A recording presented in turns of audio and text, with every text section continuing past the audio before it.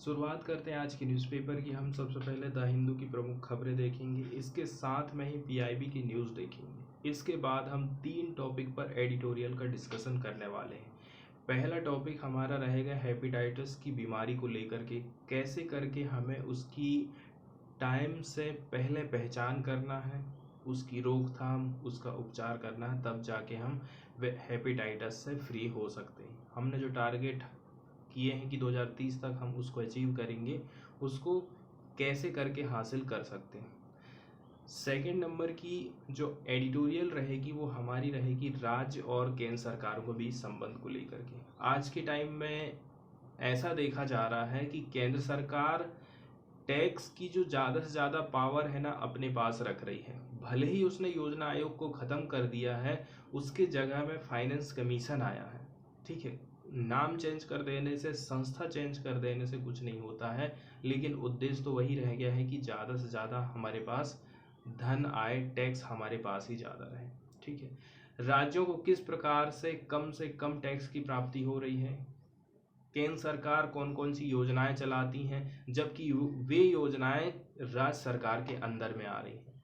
केंद्र सरकार राज्यों से कुछ पैसे भी ले लेती है उन स्कीम को इम्प्लीमेंट करने के लिए, अनुदान के रूप में, ग्रांट के रूप में कुछ पैसा केंद्र सरकार देती है। ठीक है, तो जो हमारा सेकंड आर्टिकल है वो केंद्र और राज्य के बीच में संबंध को लेकर के है। इसके बाद का जो आर्टिकल रहेगा, हमारा एडिटोरियल रहेगा, वो है एशिया और अमेरिका के संबंध को बताता है।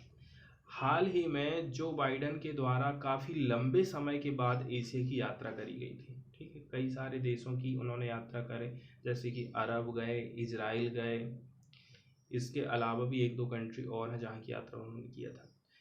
इस यात्रा का क्या रिस्पॉन्स निकल कर के आया है, क्या रिजल्ट निकल कर के आया है, इस एडिटोरियल में हम देखेंगे।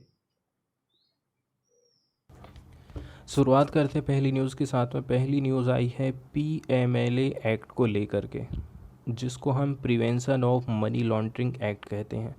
भारत में मनी लॉन्ड्रिंग से संबंधित जितने भी प्रावधान हैं, उसके लिए जो नियम कानून बनाए गए हैं वो इसी कानून के तहत हैंडल किए जाते हैं।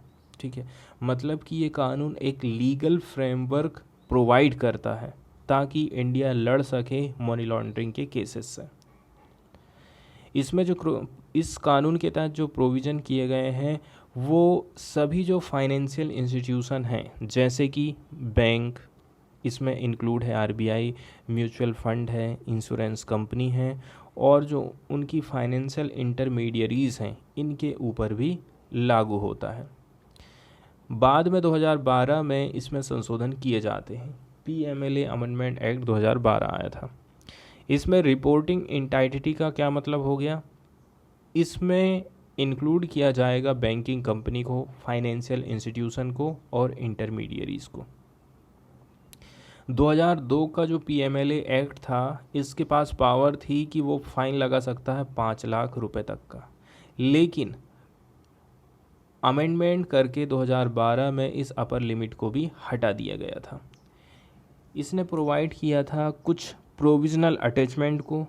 इसके साथ साथ में जो प्रॉपर्टी होती है किसी भी व्यक्ति की, उसको कॉन्फिस्केशन किया जा सकता है, मतलब कि जब्त किया जा सकता है इस प्रकार की एक्टिविटी के लिए।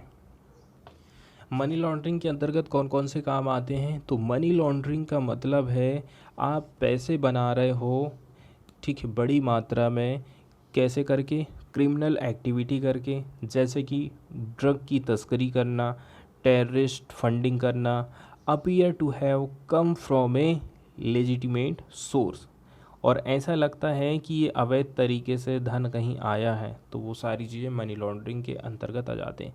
क्रिमिनल एक्टिविटी के अंतर्गत जैसे कि इलीगल तरीके से आर्म की बिक्री करना, हथियारों की बिक्री करना, स्मगलिंग, ड्रग ट्रैफिकिंग, इसके अलावा प्रोस्टिट्यूशंस रिंग्स, इसके साथ साथ में इनसाइडर ट्रेडिंग है। प्रोस्टिट्यूशन रिंग्स मतलब वेश्यावृत्ति करवाना, इसके अलावा ब्राइबरी, घूस लेना, कंप्यूटर फ्रॉड स्कीम चलाना, ताकि बहुत बड़ी मात्रा में आप प्रॉफिट कमा सको। ये सारी चीज़ें मनी लॉन्ड्रिंग के अंतर्गत आ जाता है।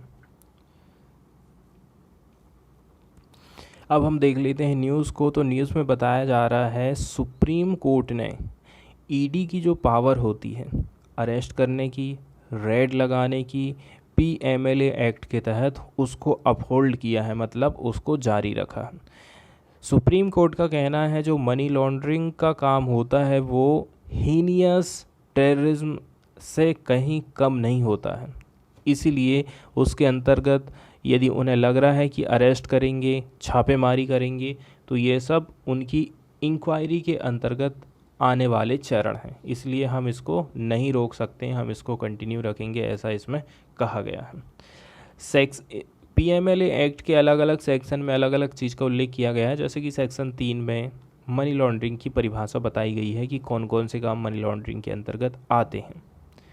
सेक्शन 24 प्रूफ को लेकर के कहता है और सेक्शन 5 में वर्णन किया गया है attachment of property to stay. ठीक है, इसमें प्रॉपर्टी को अटैच किया जा सकता है।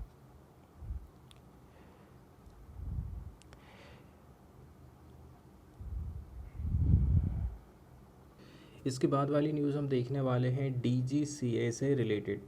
ठीक है, इसका फुल फॉर्म होता है directorate general of civil aviation. ये एक स्टैट्यूटरी बॉडी है जो कि काम करती है सेंट्रल गवर्नमेंट के अंडर में, ताकि ये रेगुलेट कर सके सिविल एविएशन सेक्टर को, मतलब कि हवाई जहाज़ से संबंधित जो सेवाएं हमारे देश में चलती हैं उन सेवाओं को रेगुलेट करने के लिए, उन कंपनियों के लिए नियम कानून बनाने के लिए इस संस्था का गठन किया गया था। इसको फॉर्मेशन हुआ था, इसका फॉर्मेशन किया गया था under the aircraft amendment bill 2020। इसके फंक्शन बताए गए हैं। ठीक है, ये इन्वेस्टिगेट करने का काम करती है एविएशन से संबंधित जो एक्सीडेंट होते हैं उनको, जो इंसिडेंट हो रहे हैं उनको, इसके साथ साथ में मेंटेन करती है जितने भी जो रेगुलेशन से संबंधित हैं, रेगुलेशंस हैं एविएशन से संबंधित, उनको रेगुलेट करेगी। और ये रिस्पॉन्सिबल मानी जाती है फॉर इंश्योरेंस ऑफ लाइसेंस, मतलब कि जो कंपनियां हैं उनको लाइसेंस जारी करने के लिए भी इसको पावर दी गई है। न्यूज़ में बताया जा रहा है कि डीजीसीए ने स्पाइसजेट कंपनी के जो हवाई जहाज़ हैं उनकी अपनी फ़्लाइट को उड़ाने की जो कैपेसिटी है उसको 50% कम कर दिया है। Directorate general of civil aviation DGCA ने ऑर्डर दिया है स्पाइसजेट कंपनी को कि आप 50% से ज़्यादा अपनी उड़ान नहीं चला सकते हैं। ठीक है, आपकी जितनी भी शेड्यूल्ड फ़्लाइट हैं आने वाले 8 हफ्ते के लिए। ठीक है, उन्होंने इसके लिए एक सो कॉज नोटिस जारी किया था और ये काम उन्होंने किया है किस चीज़ के चलते चलते, सेफ्टी नॉर्म्स का यहाँ पर डिग्रेडेशन हुआ था, मतलब सेफ्टी का ध्यान नहीं रखा गया था इस कंपनी के द्वारा, इसलिए पेनाल्टी के रूप में ऐसा काम कंपनी के द्वारा किया गया है। हाल ही में जीएनसीटी एक्ट न्यूज़ में रहा, इसको हम देख लेते हैं। जीएनसीटी एक्ट को अमेंड किया गया था 2021 में। GNCT of Delhi amendment act 2021 हाल ही में आया था।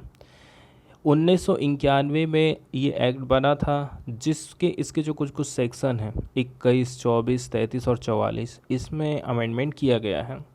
इसमें बताया जा रहा है कि गवर्नमेंट का मतलब है दिल्ली में, ठीक है, national capital of territory of Delhi में सरकार का मतलब होता है एलजी से, lieutenant governor of the Delhi. इसने काफ़ी सारी पावर दे दी है उपराज्यपाल को, even in the matters where the legislative assembly of Delhi is empowered to make law. ठीक है, भले ही दिल्ली की सरकार के पास पावर है कि वो कानून बना सकती है, इसके बावजूद भी बहुत सारी पावर एलजी को दे दी गई है, मतलब कि विवेकाधीन रख दी गई है एलजी के ऊपर। इसमें इंश्योर किया गया है कि जो एलजी है, एलजी की जो नेसेसरली ग्रांट है वो एक अपॉर्चुनिटी के रूप में देखी जाएगी। तो एलजी के बारे में क्या लिखा है, LG is necessarily granted an opportunity to give her or his opinion before any decision taken by the council of minister is implemented। कुछ कुछ प्रावधान तो इसमें ऐसे तक कर दिए गए हैं कि जो दिल्ली की असेंबली है, विधानसभा है, या फिर इसकी जितनी भी कमेटी है, उनको कानून बनाने से उपराज्यपाल रोक सकता है। वो भी ऐसे मैटर जो कि डे टू डे के एडमिनिस्ट्रेशन से संबंधित हैं, या फिर कंडक्ट करा सकता है inquiry in relation to administrative decision. इस प्रकार से बहुत सारी शक्ति उपराज्यपाल को दे दी गई है। गवर्नमेंट जॉब को लेकर के सरकार की तरफ से कुछ डेटा प्रस्तुत किया गया है, इसको हम देख लेते हैं। ठीक है, 22.5 crore the number of candidate who applied for central government job during 2014 and 2022। 22 crore बच्चे ऐसे हैं जिन्होंने अप्लाई किया था सेंट्रल गवर्नमेंट की जॉब के लिए 2014 से 2022 के बीच में। ठीक है, जिसमें से 7.22 लाख को रिकमेंड किया गया है हम इनको अपॉइंट करेंगे। किसके द्वारा? रिक्रूटमेंट एजेंसी के द्वारा इतने बच्चों को एक्सेप्ट किया गया है, इतने बच्चों को जॉब दिया जाएगा, ऐसा कहना है union minister of state for personnel Jitendra Singh का। इनमें से 38,850 को रिक्रूट किया गया था 2021-22 के दौरान, जबकि 78,555 की भर्ती की गई थी 2020-21 में। प्रोडक्शन लिंक्ड इंसेंटिव स्कीम को सेटअप किया गया था, जिसका आउटले बताया जा रहा है 1.97 लाख करोड़, ताकि हम जॉब को क्रिएट कर सकें, ऐसा कहना था union minister of state for personnel Jitendra Singh का। मंकी पॉक्स के केस को लेकर के यहाँ पर डेटा प्रस्तुत किया गया है कि 18,000 टोटल नंबर बताया जा रहा है मंकी पॉक्स केस का। इतने रिकॉर्ड किए गए हैं पूरे विश्व भर में और 78 कंट्री में ये फैल चुका है। ये डाटा प्रस्तुत किया गया है WHO के द्वारा, वर्ल्ड हेल्थ ऑर्गेनाइजेशन के द्वारा। ज़्यादातर इनमें से जो केस आए हैं वो यूरोप से आए हैं। WHO ने डिक्लेयर कर दिया है इस आउटब्रेक को ग्लोबल हेल्थ इमरजेंसी सैटरडे के दिन। इस प्रकार से जो 98% ऑफ जो केसेस हैं अफ्रीका के बाहर के, जहाँ पर ये वायरस एंडेमिक है, मतलब अफ्रीका में ये एंडेमिक माना जा रहा है, लेकिन 98% आज के टाइम ऐसे हो गए हैं जो कि अफ्रीका के बाहर से रिकॉर्ड किए जा रहे हैं। ठीक है, और ज़्यादातर बताया जा रहा है ये केसेस रिपोर्ट किए गए हैं बाइसेक्सुअल मेंस के ऊपर। The UN agency is recommending vaccination for all high risk groups. अब WHO रिकमेंड कर रहा है, यूनाइटेड नेशंस एजेंसी रिकमेंड कर रही है कि वैक्सीनेशन का काम जो है चालू कर देना चाहिए ऐसे ग्रुप जो कि हाई रिस्क में आ रहे हैं। अगली न्यूज़ हम देखने वाले हैं SCO से रिलेटेड, संघाई कोऑपरेशन ऑर्गेनाइजेशन से संबंधित। हिंदी में इसको बोलते हैं संघाई सहयोग संगठन। यह एक इंटर गवर्नमेंटल इंटरनेशनल ऑर्गेनाइजेशन है। ठीक है, ये यूरेशियन राजनीतिक, आर्थिक और सुरक्षा संगठन माना जाता है, जिसका उद्देश्य है इस एरिया में शांति, सुरक्षा और स्थिरता को बनाए रखना। इसकी स्थापना हुई थी 15 जून 2001 को संघाई में। SCO चार्टर पर साल 2002 में हस्ताक्षर किए गए थे और 2003 में इसको लागू किया गया था। ये चार्टर एक संवैधानिक दस्तावेज होता है जो कि संगठन के क्या लक्ष्य हैं, कौन कौन सी इसकी थ्योरी रहेगी, प्रिंसिपल रहेंगे, इसके साथ ही इसकी संरचना और इसकी प्रमुख एक्टिविटी को बताता है। यहाँ की जो आधिकारिक लैंग्वेज है, ऑफिशियल लैंग्वेज है, वो है रसियन और चीनी। ठीक है, गठन की यदि हम बात करें तो साल 2001 में SCO की स्थापना से पहले कजाकिस्तान, चीन, किर्गिस्तान, रूस और तजाकिस्तान संघाई 5 नामक संगठन के सदस्य थे। 1996 में संघाई 5 का गठन विसैन्यकरण की वार्ता की श्रृंखलाओं से हुआ था। ठीक है, डीमिलिटराइजेशन जिसको इंग्लिश में कहा जाता है, जो चीन के साथ में 4 पूर्व सोवियत गणराज्यों ने सीमाओं पर स्थिरता के लिए किया था कि इनकी सीमा सुरक्षित रहे, किसी प्रकार की आतंकी हमला ना हो, किसी प्रकार की हिंसक घटनाएं ना हो। फिर 2001 में उज्बेकिस्तान के संगठन में प्रवेश होता है। इसके बाद संघाई 5 को SCO का नाम दिया गया था। 2017 में भारत और पाकिस्तान को इसके सदस्य का दर्जा मिला था। सदस्य देशों की यदि हम बात करें, कजाकिस्तान, चीन, किर्गिस्तान, रूस, तजाकिस्तान, उज्बेकिस्तान, भारत और पाकिस्तान है। पर्यवेक्षक देश के अंतर्गत कौन कौन आ जाता है? अफगानिस्तान, ऑब्जर्वेटरी स्टेट जिनको बोलते हैं, Afghanistan, Belarus, Iran, Mongolia SCO के पर्यवेक्षक देशों में आते हैं। कुछ कुछ वार्ता साझेदार देश हैं जैसे कि अजरबैजान, आर्मेनिया, कंबोडिया, नेपाल, तुर्की, श्रीलंका। इसके लक्ष्य बताए गए हैं, फिर मार्गदर्शक सिद्धांत है, फिर इसकी संरचना को हम देख लेते हैं। ठीक है, राष्ट्र प्रमुखों की एक परिषद होती है। ये सबसे हाईएस्ट बॉडी मानी जाती है जो अन्य देशों और अंतर्राष्ट्रीय संगठनों के साथ में अपनी आंतरिक एक्टिविटी के माध्यम से और बातचीत के माध्यम से अंतर्राष्ट्रीय मुद्दों पर बातचीत करेगी। शासन प्रमुखों की भी एक परिषद होती है। ठीक है, एससीओ के अंतर्गत आर्थिक क्षेत्रों से संबंधित मुद्दों को उठाने के लिए इस परिषद को बनाया गया था। ठीक है, आर्थिक से संबंधित मुद्दों पर ये बातचीत करेगी, इसके बाद बजट को मंजूरी देती है। इसके अलावा विदेशी मंत्रियों की भी परिषद होती है, तो ये दिन प्रतिदिन की जो गतिविधि होती हैं उन पर ये विचार करते हैं। इसके अलावा इसमें रैट्स होता है, क्षेत्रीय आतंकवाद रोधी संरचना। आतंकवाद, अलगाववाद, पृथकतावाद, उग्रवाद और चरमपंथ से निपटने के लिए मामले देखता है। संघाई सहयोग संगठन का सचिवालय, ये सूचनात्मक, विश्लेषणात्मक और संगठनात्मक सहायता प्रदान करने के लिए बीजिंग में इसकी लोकेशन है।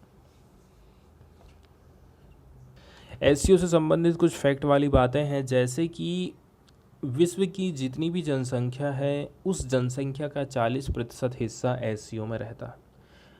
विश्व की जितनी भी जीडीपी है उस जीडीपी का 20% हिस्सा इन देशों के पास है, और विश्व का जितना भी भूभाग है उस भूभाग का 22% इस संगठन के पास है। ठीक है, अपने भौगोलिक महत्व के चलते चलते एससीओ एशियाई क्षेत्र में रणनीतिक रूप से काफ़ी महत्वपूर्ण भूमिका निभाता है। मतलब कि एससीओ मध्य एशिया को कंट्रोल करने, इस क्षेत्र में अमेरिका के प्रभाव को कम करने, सीमित करने में भी ये सक्षम है। एससीओ को उत्तर अटलांटिक संधि संगठन नेटो के समकक्ष रूप में भी माना जाता है। इसके समक्ष कौन कौन सी चुनौतियां हैं, भारत के लिए एससीओ का क्या महत्व है, ये सारी बातें इसमें बताई जाती हैं। न्यूज़ में बताया जा रहा है कि जयशंकर अटेंड कर सकते हैं एससीओ के कॉन्फ्रेंस को ताशकेंत में। ठीक है, foreign minister of Pakistan, China के भी मिनिस्टर इसमें शामिल होने वाले हैं, लेकिन किसी प्रकार का कंफर्मेशन अभी नहीं हमें मिला है बायलैटरल मीटिंग को लेकर के।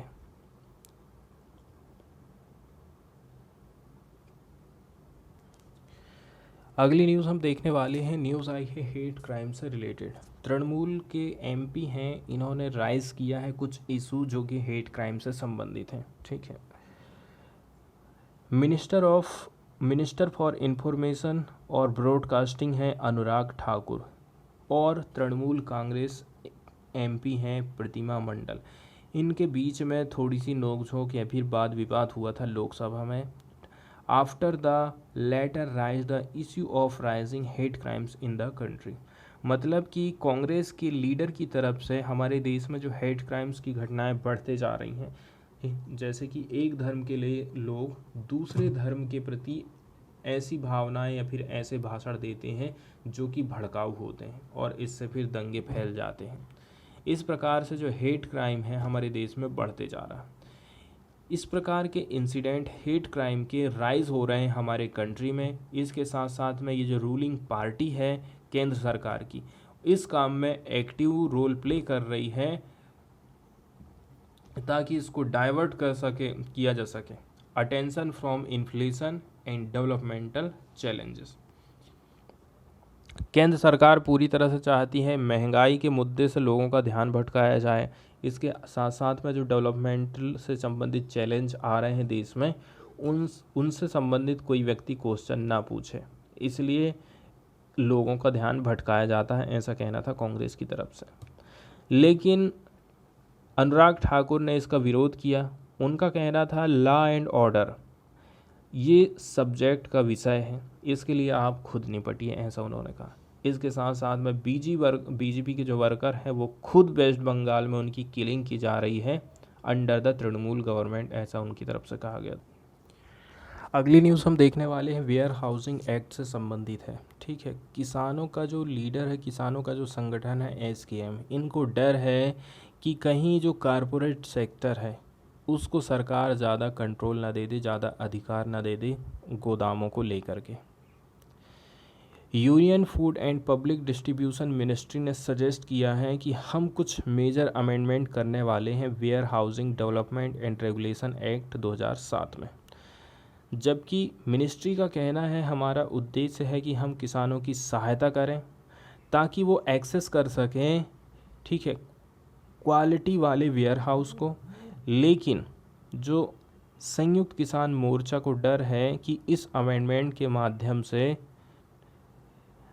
गवर्नमेंट कुछ जो सर्टेन प्रोविज़न है ना उसको ला रही है ताकि रिपील किया जा सके farmer produce trade and commerce act को, मतलब प्रमोशन एंड फैसिलिटेशन एक्ट को। किसके माध्यम से? बैकडोर के माध्यम से। कुल मिला के यहाँ बात ऐसी कही जाती है कि अभी जो 2-3 कानून सरकार ने वापस ली है, कहीं ऐसा ना हो कि इस कानून के माध्यम से सरकार उन पुराने कानूनों को फिर से वापस ले आए, ऐसा किसान संगठनों को डर लगा हुआ है। मिनिस्ट्री के ऑफिशियल ने क्या कहा है, इसमें जो अमेंडमेंट हम करने वाले हैं इसके अंतर्गत में रजिस्ट्रेशन जो रहेगा गोडाउन का उसको कंपलसरी बना दिया जाएगा। ठीक है, इसके अलावा हम राइज कर देंगे पेनाल्टी को हम बढ़ाने वाले हैं अलग अलग जो ऑफेंसेस होते हैं उनको लेकर के। And to do away the jail term as a punishment for the offences, मतलब कि जेल टर्म को कम कर सकते हैं यहाँ पर और पनिशमेंट को ज़्यादा बढ़ाया जाएगा।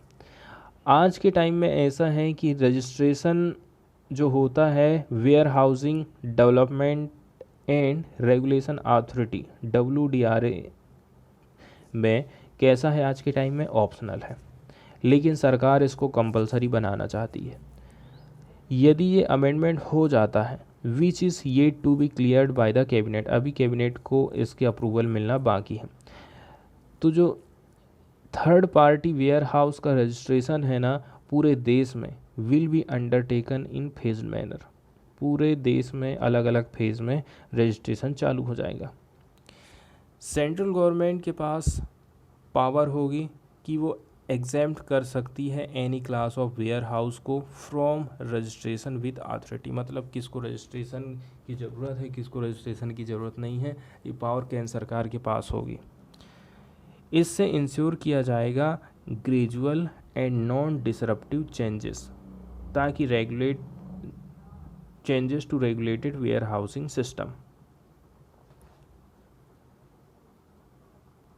आगे इस संगठन की संस्था के बारे में बताया जाता है। जो WDRA है इसको इस्टेब्लिश किया गया था 2010 में ताकि इंश्योर किया जा सके scientific storage by prescribing infrastructure and procedural standard. इस संस्था को स्थापित करे थे ताकि वैज्ञानिक तरीके से स्टोरेज की फैसिलिटी उपलब्ध कराई जा सके। उसके लिए कैसा इंफ्रास्ट्रक्चर चाहिए, उसके कौन कौन से प्रोसीजरल स्टैंडर्ड रहेंगे, ये सारे प्रावधान इस संस्था के द्वारा तय किए जाते हैं। कैप्टिव वेयर हाउस जैसे कि FCI, इसको यहाँ से एक्सक्लूड किया गया है इस एम्बिट ऑफ द एक्ट से। ये एक्ट कहता है कि हम इस्टेब्लिश करेंगे एक सिस्टम ऑफ नेगोशिएबल, एक ऐसा सिस्टम करेंगे जो कि निगोशिएबल रहेगा। इसके अलावा non negotiable warehouse receipt को which is now electronic form. अगली न्यूज़ हम देखने वाले हैं फॉरेन वाले पेज से, जिसमें UAE और ईरान के बीच रिलेशन को बताया गया है। UAE और ईरान अपने संबंधों को बढ़ाने के लिए मंत्री स्तरीय बातचीत चालू कर रहे हैं। ठीक है, अमीरात और ईरानी विदेशी मंत्रियों ने टेलीफोन पर बातचीत किया और आपस में जो रिलेशनशिप है इसको बढ़ाने के लिए इस पर चर्चा की गई है। ठीक है, ये रिपोर्ट आई है UAE राज्य मीडिया से बुधवार के दिन, क्योंकि खाड़ी अरब देश तेहरान में एक राजदूत को वापस भेजने पर विचार कर रहा है। मतलब कि अब तेहरान में फिर से राजदूत भेजा जाएगा यूएई के द्वारा। यूएई की एक समाचार एजेंसी है WAM, इन्होंने बताया है कि अमीरात के विदेश मंत्री शेख अब्दुल्ला बिन जायद अल नहायान और उनके ईरानी समकक्ष हैं हुसैन मीर अब्दुल्लाहियान, दोनों देशों के प्रॉफिट के लिए बायलैटरल रिलेशन और सहयोग के क्षेत्रों को बढ़ावा देने के लिए बातचीत किया है। आगे बताया जाता है कि शेख अब्दुल्ला, ठीक है, इन्होंने हाईलाइट किया था कि यूएई कितना उत्सुक है ताकि वो इन्हेंस कर सके, बढ़ावा दे सके, सिक्योरिटी को, स्टेबिलिटी ला सके इस रीजन में, ऐसा उनका कहना है। ईरान के फॉरेन मिनिस्टर का कहना है कि ये जो एक प्रकार का इन्हेंसमेंट आ रहा है रिश्तों में, हम उनका स्वागत करते हैं, ठीक है, और ये जो टाई है दोनों देशों के बीच में, इससे और भी संबंध मजबूत होने वाले हैं। एक इम्पॉर्टेंट स्टेप के रूप में इसको माना जा रहा है ईरान की तरफ से, ताकि जो बायलैटरल रिलेशन है उसमें डेवलपमेंट आ सके।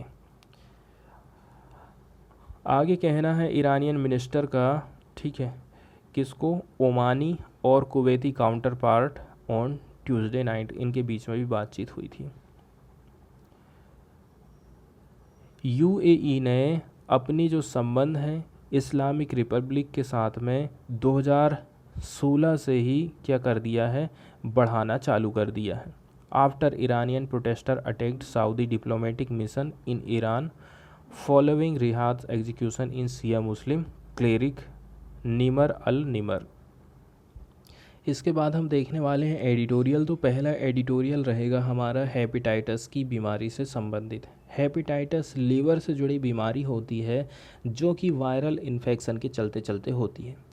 यदि ये बीमारी होगी तो लीवर में सूजन आ जाएगी। हेपेटाइटिस में 5 प्रकार के वायरस होते हैं, जैसे कि A, B, C, D और E। तो सबसे पहले जानते हैं हेपेटाइटिस आखिर होता क्या है।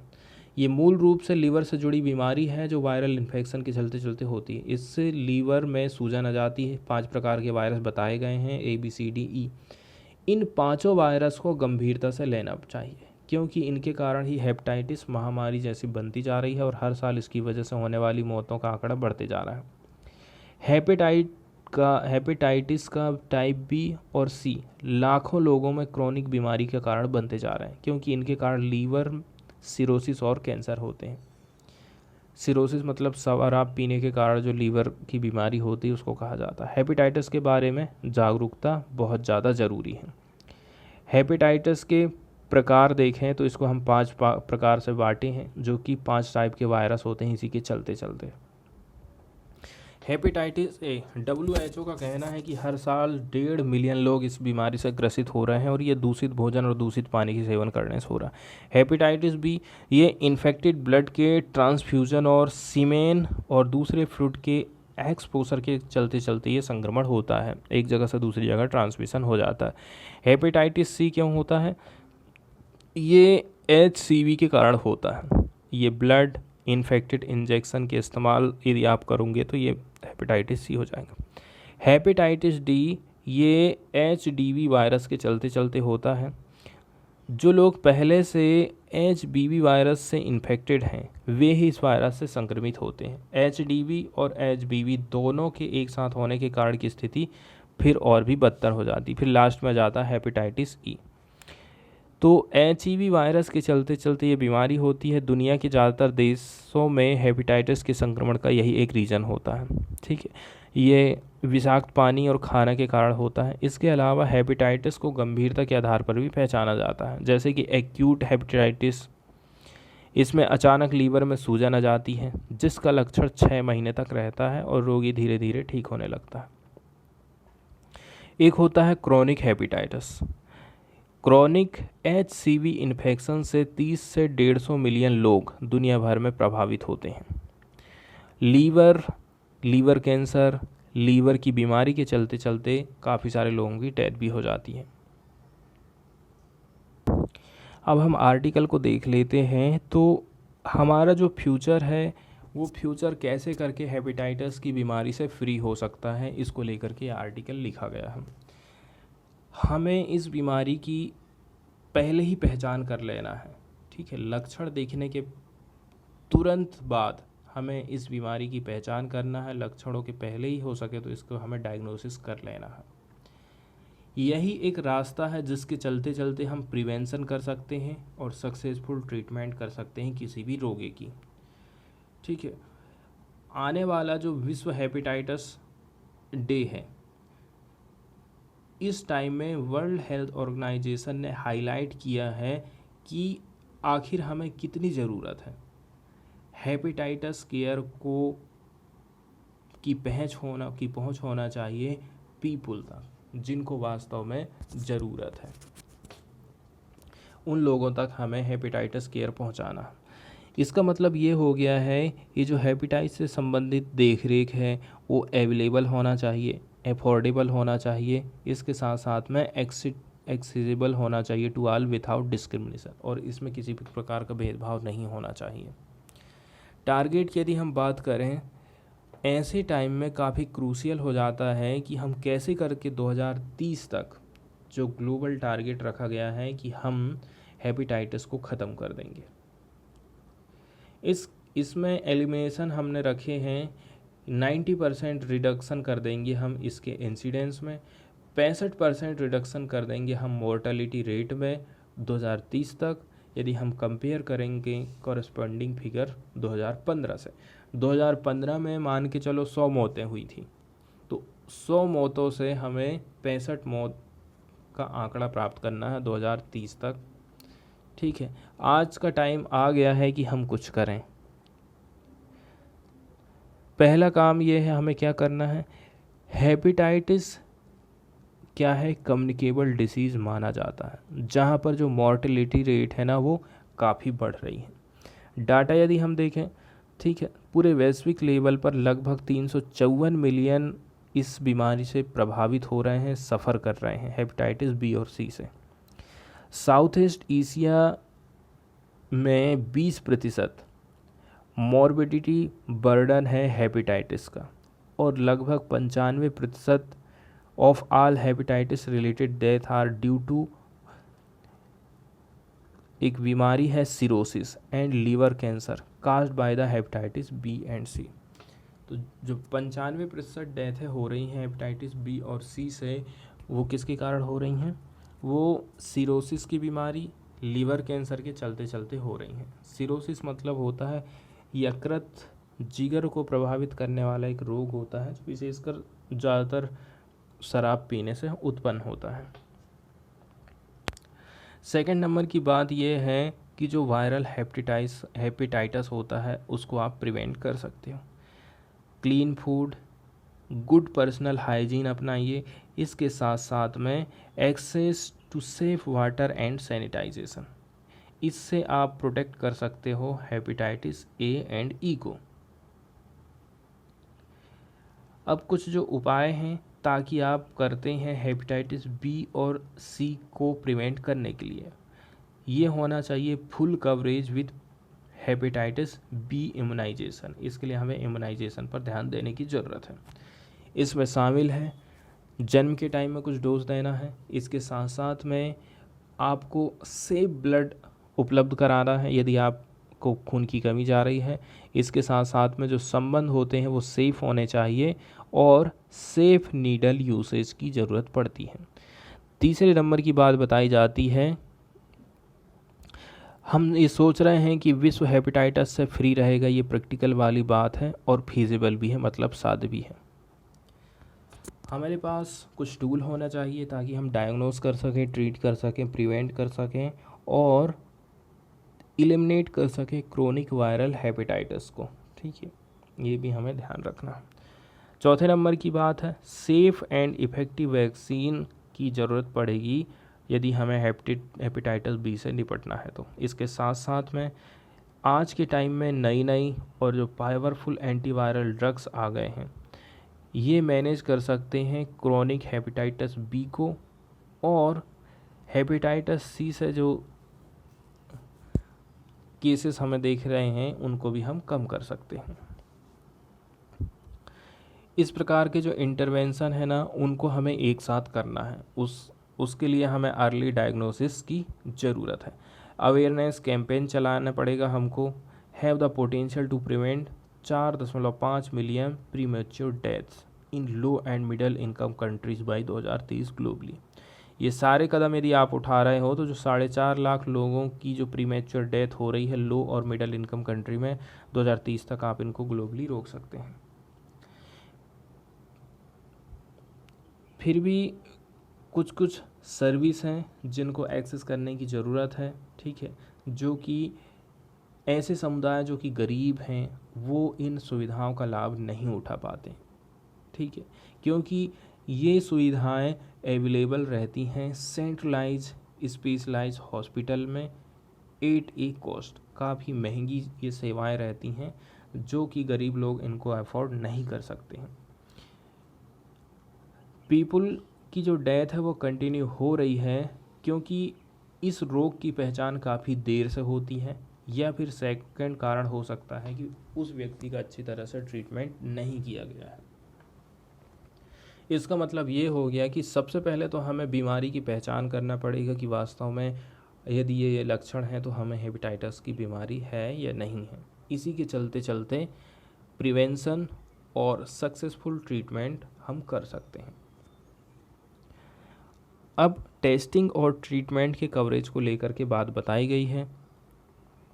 टेस्टिंग और ट्रीटमेंट ये काफ़ी इम्पोर्टेंट गैप है जिसको हमें एड्रेस करने की ज़रूरत है कि कितनी हम टेस्टिंग कर रहे हैं, कितना हमारा ट्रीटमेंट का कवरेज है, इसमें ज़्यादा गैप नहीं होना चाहिए।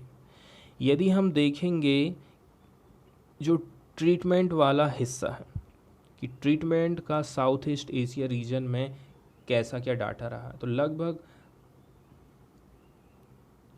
10% लोग ऐसे हैं जो कि हेपेटाइटिस की बीमारी से प्रभावित हैं, and of them only 5% are on treatment, और जिसमें से 5% लोगों का ही इलाज चल रहा है और बाकी जो 5% है फिर उनकी डेथ होना निश्चित है क्योंकि उनका कोई ट्रीटमेंट ही नहीं किया जा रहा है।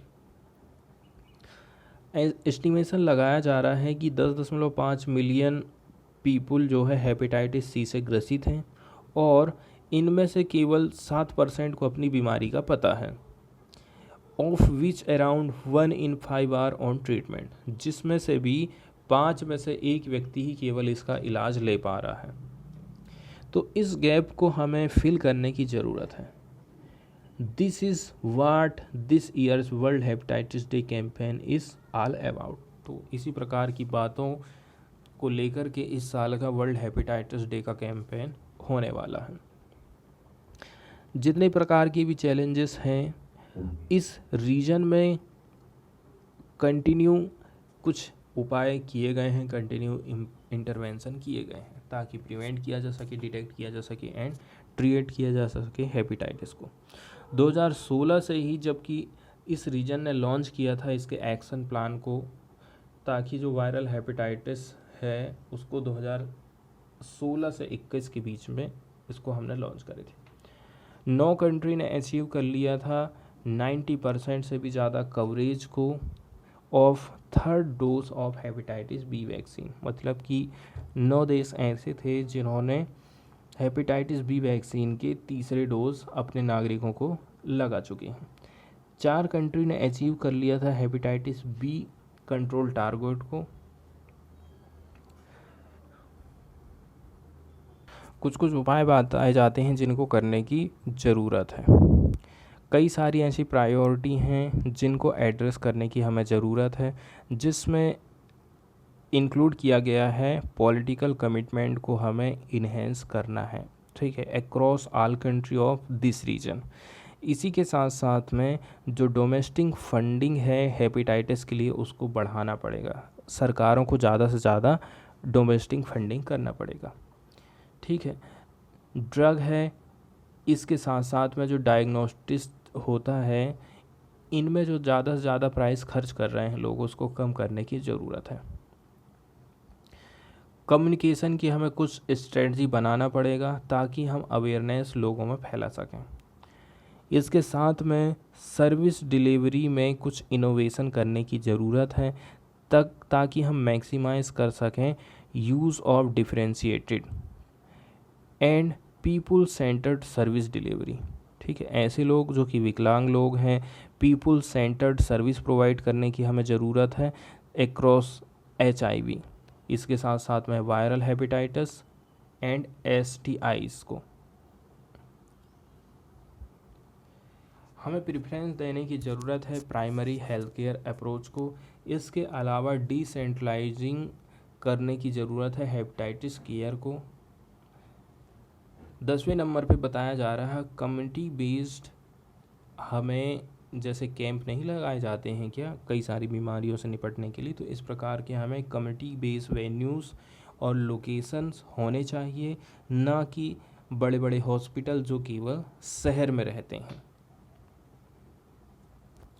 पहली बार कुछ चीज़ें हैं जो कि हुई हैं, जैसे कि एक integrated regional action plan for viral hepatitis, इसके साथ साथ में HIV और SITs के लिए 2022 से 26 के लिए इसको डेवलप किया गया है WHO के द्वारा। इससे इंश्योर किया जाएगा इफ़ेक्टिव और efficient utilisation of limited resources available for the region. मतलब कि हमारे पास जो रुपए पैसे के संसाधन मौजूद हैं, डॉक्टर, नर्स, इसके साथ साथ में वैक्सीन, ड्रग, लिमिटेड रिसोर्सेज को कैसे करके आप यूज़ कर सकते हो इन बीमारियों से निपटने के लिए WHO ने कुछ उपाय बताए हैं। इससे गाइड किया जाएगा कंट्रीज़ को ताकि वो अडॉप्ट कर सकें person centred approach rather than disease specific one. अगला आर्टिकल हम देखने वाले हैं जो कि बताता है केंद्र सरकार और राज्य सरकार के संबंध को। ठीक है, ये केंद्र सरकार है और ये स्टेट गवर्नमेंट होती है। इसमें बताया जा रहा है कि पहले जवाहरलाल नेहरू ने योजना आयोग लेके आए थे। योजना आयोग लेके आए थे ताकि भारत में जो आर्थिक असमानताएं हैं उनको हम एड्रेस कर सकें। बाद में इस आयोग के ऊपर आरोप लगाया जाता है कि केंद्र सरकार बैठ कर के योजना बना रही है और राज्यों को कहती है कि आप इम्प्लीमेंट करो करके। ठीक है, और उसके बाद फंड भी एलोकेट करता था योजना आयोग ही। इसकी आलोचना हुई थी। फिर बाद में इसी के चलते चलते सरकार ने, बीजेपी की गवर्नमेंट ने 2015 में क्या काम किया, इस आयोग को चेंज करके इसका जो काम था वो फाइनेंस कमीशन को सौंप दिया। जैसे कि फंड का एलोकेशन है वो अब कौन करेगा, फाइनेंस कमीशन करेगा। कुल मिलाकर आप देखोगे एजेंसी बदल दी गई है, लेकिन दिक्कत वाली बात यहाँ वही हो गई है कि जो सेंट्रलाइज करने वाली जो बात होती है वो आज भी केंद्र सरकार के पास ही है। केंद्र सरकार ज़्यादा से ज़्यादा अपने पास पावर रखना चाहती है ताकि जो टैक्स है ज़्यादा से ज़्यादा केंद्र सरकार कमा सके, केंद्र सरकार अपने पास में रख सके। इसीलिए ऐसा कहा जा रहा है कि आज के टाइम में राज्य सरकारों की जो कमी है ना, टैक्स से जो कमाई हो रही है वो बहुत कम हो गई है। मतलब कि संविधान निर्माताओं ने जो बात सोची थी कि सामाजिक आर्थिक असमानताओं को हम दूर कर देंगे, आज की जो फिस्कल पॉलिसी है उसमें इस बात का ध्यान बिल्कुल नहीं दिया जा रहा है, ऐसा इसमें बताया जाता है।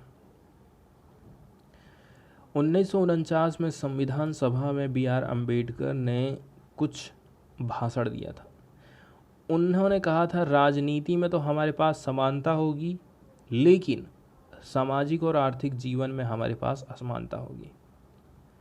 तो इस प्रकार के संघर्ष नहीं होना चाहिए, इसको आपको ध्यान देना है। यदि आप इसमें फेल हो जाते हो, आप इनकार कर देते हो, तो इससे जो लोकतंत्र की संरचना है वो प्रभावित होगी, ऐसा उन्होंने कहा था। हालांकि जवाहरलाल नेहरू वास्तव में मानते थे कि योजना आयोग से, ठीक है, योजना आयोग के द्वारा इसके प्रयास से असमानताओं को वो दूर कर सकते हैं। उन्होंने सोचा था कि सामाजिक, आर्थिक और क्षेत्रीय विषमता को दूर करने के लिए राजकोषीय शक्ति में थोड़ा सा केंद्रीकरण की ज़रूरत है। राजकोषीय शक्ति मतलब टैक्स को हासिल करने की शक्ति, फिर उस टैक्स को कितना हमें राज्य सरकारों को देना है, तो वो पावर राज्य सरकार, केंद्र सरकार के पास में रहना चाहिए, ऐसा उन्होंने कहा था। लेकिन बाद में 2014 के बाद से ही राजनीतिक केंद्रीकरण को केवल त्वरित और पारस्परिक रूप से मजबूत करा गया था। ठीक है, और योजना आयोग को फिर चेंज कर दिया गया। ठीक है, इसका जो काम था वो फाइनेंस कमीशन को दे दिया गया था। मतलब 1990 के दशक से के बाद से योजना आयोग में कमी आई और 2014 में इसका उन्मूलन कर दिया गया, इसको ख़त्म कर दिया गया।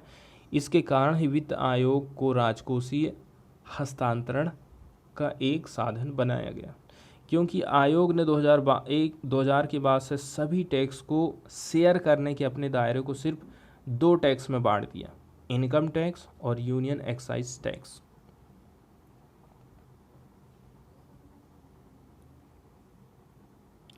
केंद्र और राज्य सरकार के संबंध कितने ज़्यादा प्रभावित हुए हैं टैक्स को लेकर के, यहाँ इस बात से आप समझ सकते हैं।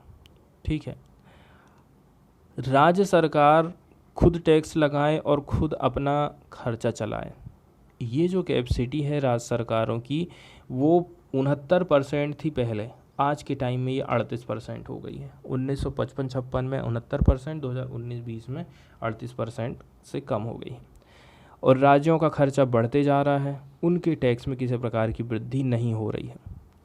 ठीक है, मतलब कि आज के टाइम में ऐसा है कि जो टोटल एक्सपेंडिचर हो रहा है हमारे देश में उसका 60% खर्चा कर ले रहा है, जिसमें से 85% एजुकेशन पर, 82% खर्च करते हैं स्वास्थ्य सेवाओं पर, और पेट्रोल, बिजली, शराब, इनको यदि आप छोड़ दो तो जीएसटी में जो शामिल इनडायरेक्ट टैक्स हैं इनके कारण राज्य का टैक्स नहीं बढ़ा है। राजस्व पिछले 1 जीडीपी का 6% पर जा कर के फिक्स हो गया। मतलब पिछले 10 साल का यदि आप आंकड़ा देखोगे तो यहाँ तक का जो 14वें नंबर का जो फाइनेंस कमीशन था, इसने कहा था कि स्टेट गवर्नमेंट को 32% टैक्स का हिस्सा ना दे करके आप 42% दे दो, आप बढ़ा दो। इसमें राइज कर दिया गया था नॉन डिविजिव सेस को। इसके साथ साथ में जो सरचेस होता है that go to directly into the union kitty. एक तरफ तो इसको बढ़ाया, दूसरी तरफ जो नॉन डिविजिव सेस है, सरचार्ज है, जो कि डायरेक्ट केंद्र सरकार की झोली में जा रहा है, उसको भी बढ़ाने का सुझाव यहाँ पर दिया गया था। तो ये पैसा किसके पास चला गया? केंद्र सरकार के पास चला गया। इससे केंद्र सरकार का जो राजस्व था वो बढ़ गया। तो 2012 में 9.43 था, ये बढ़कर के 2020 में 15.7% हो गया। इसका मतलब ये हो गया जो चीज़ आप राज्यों को देना चाहिए था वो राज्य सरकारों को अब कम मिल रहा है, उनका जो पूल है वो सिकुड़ गया है, उनको पैसा अब कम मिलता है। हाल ही में कारपोरेट टैक्स में भारी कटौती की गई है, इसका असर राज्य सरकारों को मिलने वाले हिस्से पर भी पड़ा है। और जो जीएसटी मुआवजे को समाप्त करने की बात करी जा रही है, इसका असर भी स्टेट गवर्नमेंट पर पड़ने वाला है। इसके अलावा यदि केंद्र सरकार उधार ले रही है, राज्य सरकार उधार ले रही है, तो दोनों की ब्याज दर में भी अलग अलग अंतर है। जैसे कि 7% केंद्र सरकार को देना पड़ता है, 10% स्टेट गवर्नमेंट दे रही है। तो ये जो अलग अलग ब्याज की दर है, इससे भी उनका जो बर्डन है और भी ज़्यादा बढ़ते जा रहा है। इसके साथ साथ में कुछ योजनाएं हैं गवर्नमेंट की, कुछ योजनाएं हैं केंद्र सरकार की, लेकिन कुछ ऐसे मुद्दे जिन पर राज्य सरकारें योजनाएं ला सकती हैं, उन पर केंद्र सरकार योजना ला देती है। तो उन योजनाओं में अब राज्य सरकार को भी अपने हिस्से का पैसा लगाना पड़ता है, क्योंकि केंद्र सरकार किसी में पूरा पैसा नहीं लगाती है, ऐसा यहाँ पर बताया जाता है।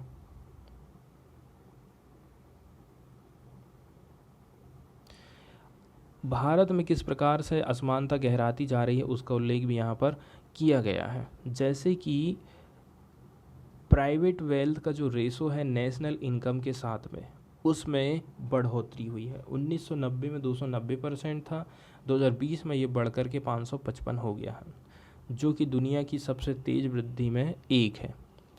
सबसे गरीब आधी आबादी के पास 6% से कम संपत्ति है, जबकि शीर्ष जो 10% है इनके पास लगभग 2/3 संपत्ति है।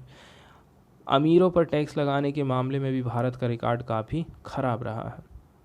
इसका जो जीडीपी और जो टैक्स का जो रेशियो है दुनिया में सबसे कम रहा है, जिसमें 17% उभरती बाजार अर्थव्यवस्था हैं। और ओईसीडी देशों से भी आप इनका तुलना कर लोगे ना तो इससे भी काफ़ी हम नीचे रहे हैं। जैसे कि उभरती जो बाजार अर्थव्यवस्थाएं हैं उनके 21% है, ओईसीडी वाले देशों की तरफ जाओगे तो 34% है और भारत का है 17%।